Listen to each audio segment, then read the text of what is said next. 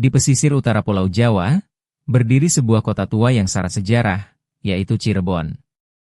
Kota ini bukan hanya dikenal sebagai pusat perdagangan dan budaya, tetapi juga sebagai tempat lahirnya salah satu tokoh besar penyebar Islam di Nusantara, yaitu Sunan Gunung Jati. Beliau dikenal sebagai ulama, pemimpin, diplomat, dan pendiri kekuasaan Islam di wilayah Cirebon serta Banten. Nama besarnya harum hingga sekarang. Namun, perjalanan hidupnya dimulai dari seorang anak kecil yang tumbuh dalam lingkungan kerajaan dan agama, lalu menempuh perjalanan panjang sebelum akhirnya memimpin rakyat. Inilah kisah panjang Sunan Gunung Jati, dari kecil sampai berkuasa. Sunan Gunung Jati memiliki nama asli Syarif Hidayatullah. Menurut banyak sumber sejarah dan tradisi lokal, beliau lahir sekitar abad ke-15. Ayahnya bernama Syarif Abdullah, seorang bangsawan keturunan Arab yang memiliki hubungan dengan Mesir dan Timur Tengah. Sedangkan ibunya adalah Nyai Rara Santang, putri dari Prabu Siliwangi.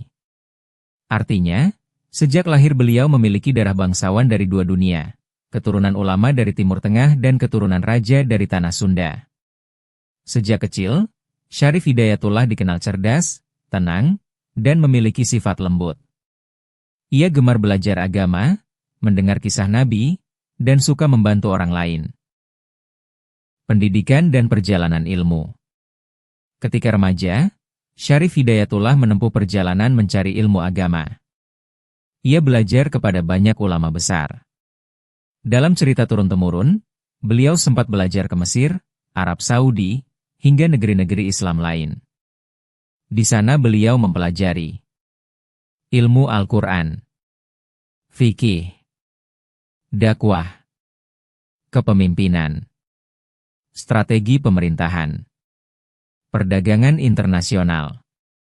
Perjalanan ini membuat beliau bukan hanya alim dalam agama, tetapi juga memahami politik dan hubungan antar bangsa. Setelah dewasa, Syarif Hidayatullah kembali ke Nusantara.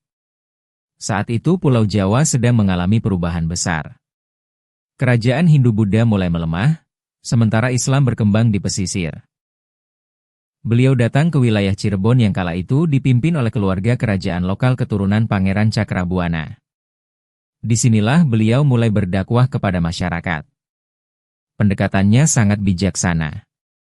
Ia tidak memaksa, tetapi mengajarkan Islam melalui akhlak baik, kejujuran berdagang, pendidikan, seni budaya, kepedulian kepada rakyat kecil. Karena sikapnya, masyarakat cepat menghormatinya. Menjadi pemimpin Cirebon. Seiring waktu, pengaruh Syarif Hidayatullah semakin besar. Setelah masa Pangeran Cakrabuana berakhir, beliau dipercaya memimpin wilayah Cirebon. Di bawah kepemimpinannya, Cirebon berkembang menjadi pusat perdagangan pesisir utara Jawa, pusat penyebaran Islam di Jawa Barat, wilayah politik yang disegani, tempat bertemunya budaya Sunda, Jawa, Arab, dan Tionghoa. Beliau memimpin dengan adil.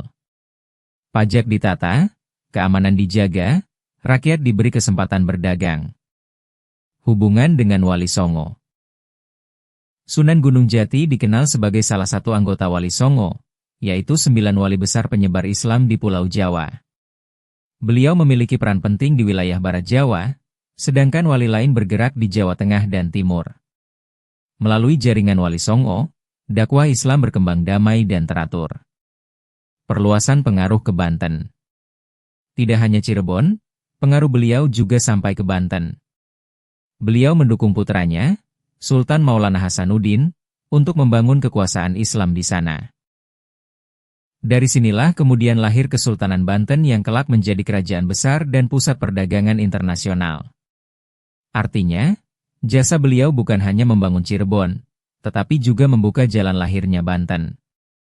Cara berdakwah yang bijaksana. Yang membuat Sunan Gunung Jati sangat dihormati adalah caranya berdakwah. Beliau memahami bahwa masyarakat Jawa dan Sunda memiliki adat kuat. Maka beliau tidak merusak budaya, melainkan memasukkan nilai Islam ke dalam budaya tersebut.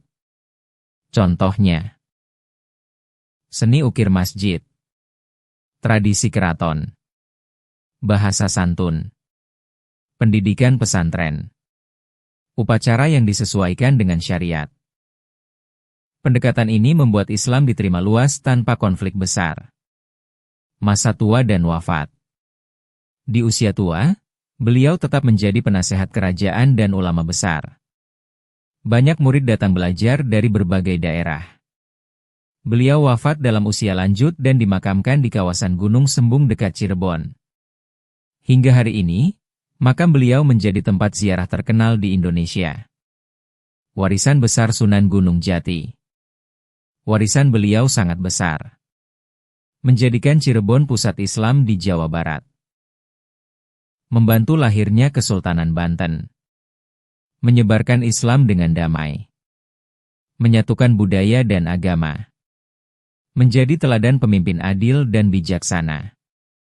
Kisah Sunan Gunung Jati mengajarkan bahwa kekuasaan sejati bukan berasal dari senjata, tetapi dari ilmu, akhlak, dan kepedulian kepada rakyat. Dari seorang anak kecil keturunan bangsawan, beliau tumbuh menjadi ulama besar, pemimpin kerajaan, dan tokoh yang dikenang sepanjang zaman. Namanya tetap hidup dalam sejarah Cirebon, dalam dakwah Islam Nusantara, dan dalam hati masyarakat Indonesia. Salam Rahayu.